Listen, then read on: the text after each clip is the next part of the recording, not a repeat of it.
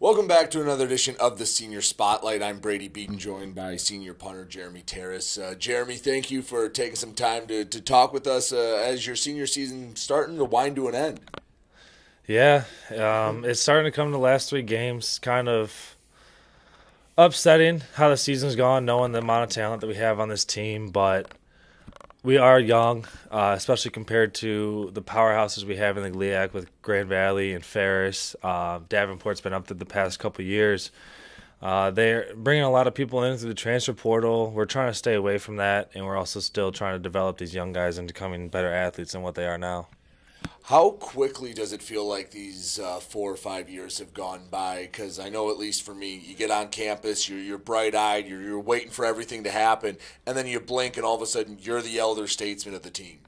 Well, coming in during COVID definitely was different because everything was locked down. So we're doing Zoom workouts in an apartment with 6 guys in a living room that's barely big enough for us to do a push-up.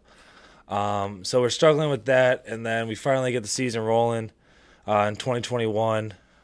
Coming out, it's just I'm dealing with injuries and everything. But as a student athlete, you think you're going to have a bunch of time, but you really don't, because with football you got early morning lifts, you got meetings, you got practices, and then from there you got classes. And personally myself, I took a minimum of 15 credits as an undergrad, did a double major. So it's either I'm at practice or I'm in the books. Not going out a lot, because it's like at the end of the day, I'm here to go to school and play football, and if I can't do those two right, I'm not going to do much right beyond those two. I think it might be startling to some people that were never a college athlete to realize just how much goes into it. It's not like not just high school extended. It's a full-time job, and then especially being a double major, I mean, I can't imagine you had a whole lot of free time to get into any nonsense.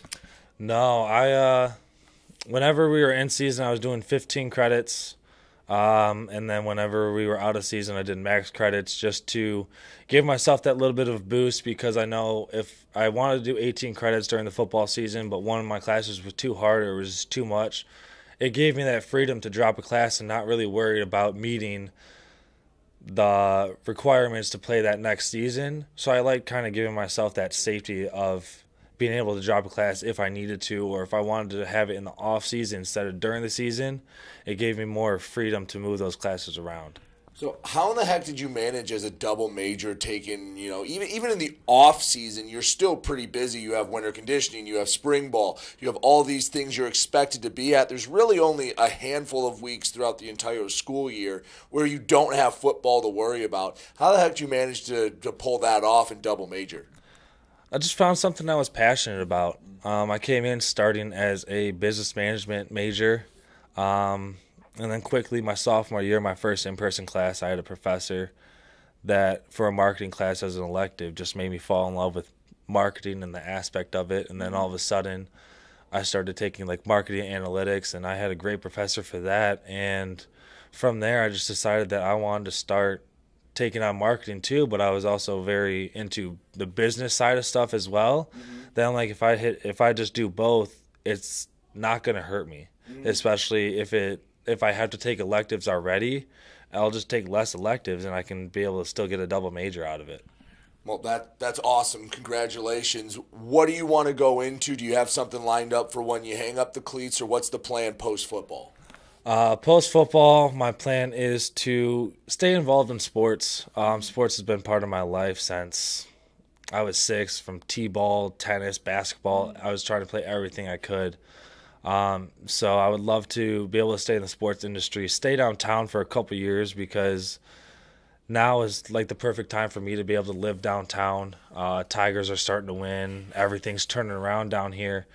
And it's a place for me that my age group fits in pretty well. Definitely, like, family-wise, it's going to be harder to raise a family down here, so I'd like to live down here now. And then when I'm deciding to start raising a family, I'd be able to move out, get a house. Down here, I want to stay live, stay by everything that's still active.